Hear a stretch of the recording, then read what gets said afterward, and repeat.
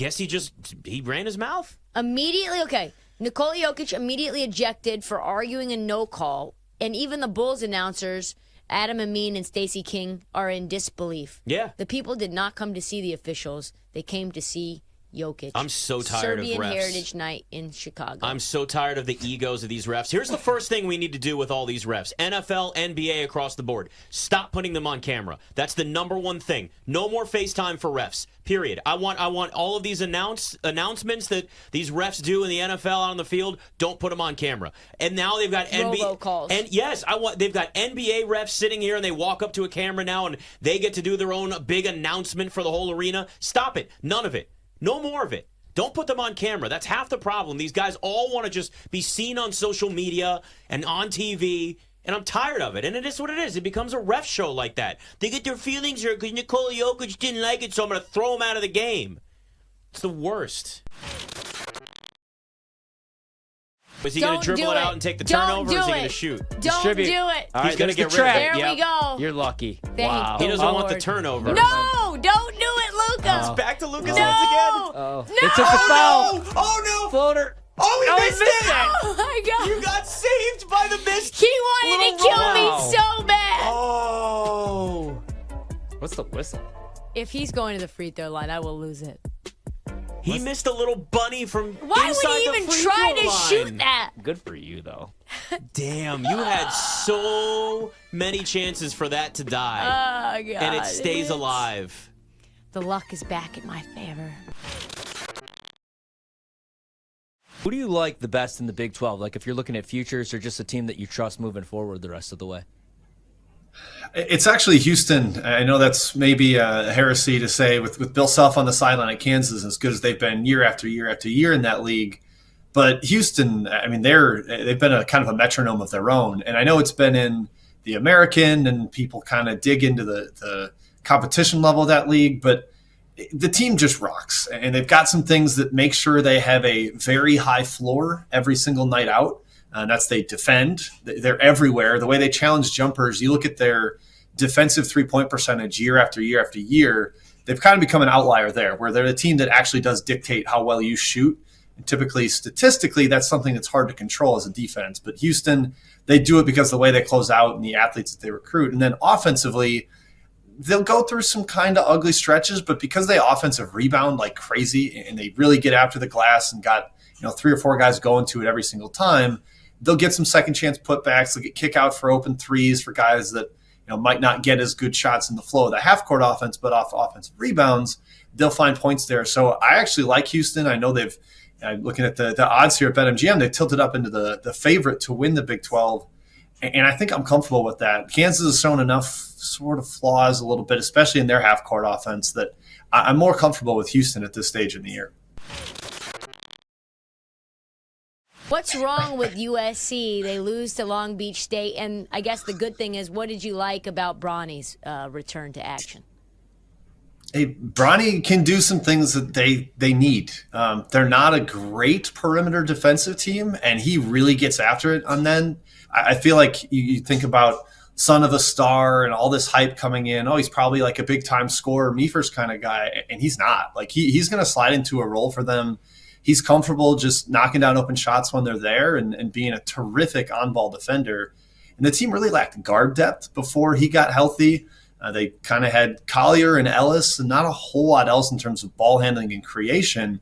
Kobe Johnson's a solid defender, but giving them another guy that can handle, can shoot, it's going to help quite a bit. USC is just always a team I'm a little skeptical of when they get big-time hype because I believe Andy Enfield's been there for 8 years, and in 6 of them, he's finished between 45th and 55th in KenPom.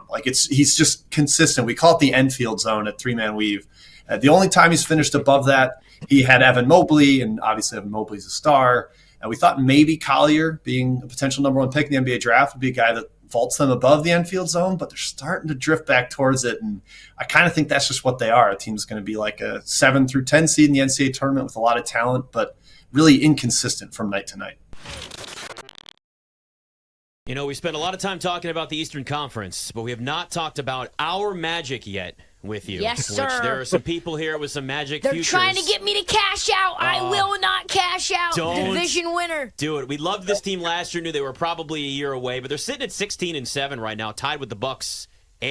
Technically for the second seed in the Eastern Conference. I know we got a long season. This happens every year with one or two teams. But when you watch the Magic, do you see a team that can maybe kind of keep this pace throughout the year? Yeah, definitely. I mean, I think that they're pretty deep, right? And they're doing this without Wendell Carter Jr. Wendell Carter Jr. has been out. So that should really only help the team. Additionally, like when you look at that division ticket, I know you have a 8-1, right, Trista? Yeah. So yeah. I think it's a great parlayed ticket. it with Kings.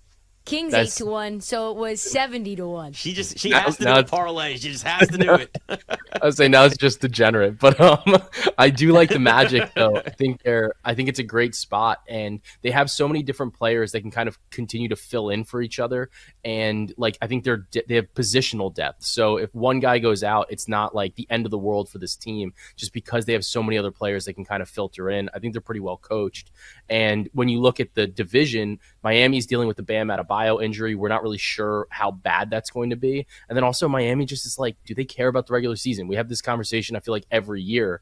So Orlando, they're a younger team. Like, they're really going to go for it. And I love that divisional ticket. I wish I had an 8-1. Yeah, I mean, it's tough. And I think it was evident, right? Like when you watch the in-season tournament and you watch them play Indiana, and Indiana just cooked them. Granted, like their guard, like and perimeter defense has been bad all season, but they just got absolutely torched. Then you watch the Lakers, and the Lakers just Tyrese Halliburton still had a great game, but compared to what he had been doing, they really kind of stifled him. They stymied the offense, and that was all coaching. They were doubling Tyrese. They were sending a lot of pressure like up early and often, and that's a coaching thing. So I think that it's changed the way that you can bet Milwaukee, and I think that their floor is it's a lot lower, honestly, than it was with Budenholzer. Budenholzer's like when they played those divisional games, they destroyed whoever they played, whether it was the Cavs, the Pacers, the Bulls, the Pistons, they destroyed them, right? Now it's like those games are a lot more in flux, like it's not as consistent. And I think that that's impactful for the regular season where maybe they finish in the standings. And then also that's naturally going to affect their path throughout the playoffs. Even if they do start to try to get it together, the offense is great, but the defense is just abysmal. I put Browns in at number 8, number 1 defense in the NFL. If Joe Flacco is the Joe Flacco, and I think maybe he could be, that we saw last week, 311 yards, 3 touchdowns, best quarterback performance of the week, big tight end game for Njoku. So crazy. Pretty easy schedule down the stretch with the Bears, Texans, Jets, and Bengals. This is a scary football team if they get into the playoffs. If Joe Flacco, and we know what Joe Flacco is in playoff games, really, really good. Yes. Elite. Joe Flacco's elite quarterback. Yeah, he's elite. He says he feels like a kid again. Can't believe we're doing this again. I love it. I know. I'm so he happy. feels like a kid again. And I feel like a kid again watching Joe Flacco. I also feel like nobody can stop the Denver Broncos. Trista, I am with you. They are my number 10 team. They're in the top 10. It's crazy to think of this defense and where the Broncos are now versus where they were when they gave up 70 to Miami. I think it was like weeks 2 through 5, gave up 164 points, padded by those 70 points. But since week 6, just 12 total touchdowns given up. That's over 8 games. 19 takeaways for the defense. They've won 6 of 7. And they've got a really favorable schedule the rest of the way. It's why I loved that Broncos bet at plus 520 to make the playoffs, because after the Lions, the final teams that the Denver Broncos see are a combined 13-26. And that strength of schedule late in the season makes a huge, huge difference for teams. That has nothing to do with why I put them in the power rankings. It's just something to keep in mind. Like, that's a really favorable schedule for them down the stretch. But they've turned this thing around. They've figured out, one, the chemistry with Russell Wilson, Cortland Sutton. That's working. Russell Wilson's kind of in his lane. They figured it out. I don't know if that's a long-term thing, but it's definitely a short-term thing that's working. So the Broncos are in at 10. Bills at number 6. This could be going up, though. I still worry about the defense, not getting a whole lot of pass rush.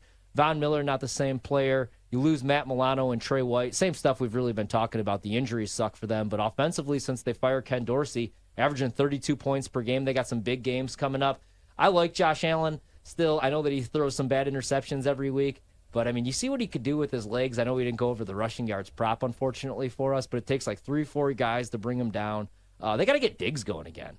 And we'll see if it looks as good offensively with Dawson Knox coming back. That means they're probably going to go back to more heavy sets, more 2 tight end formations. I really like the 3 wide receiver, 4 wide receiver sets, and especially if they get Diggs going here soon. So Bills number 6.